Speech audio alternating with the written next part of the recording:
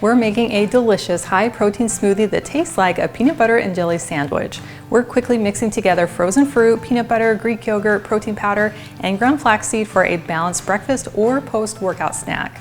Hello, my name is Nicole Bonilla, and if you love healthier recipes to our favorite foods, then you are in the right place.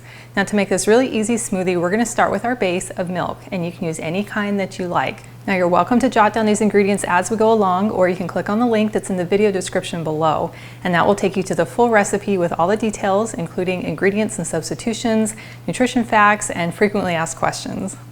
So I'm going to start with half a cup of almond milk in my blender cup, and 1/4 cup of plain Greek yogurt. And then I'll add half a cup of frozen strawberries. Now, you could use fresh, but if you freeze them first, it'll make your smoothie a lot thicker and you won't have to add any ice to it.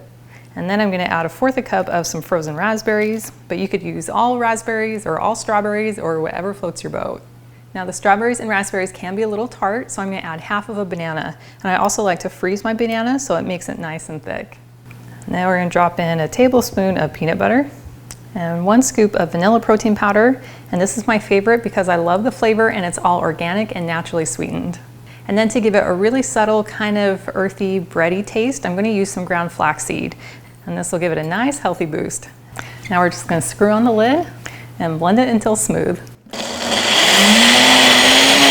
And then we have this gorgeous pink smoothie.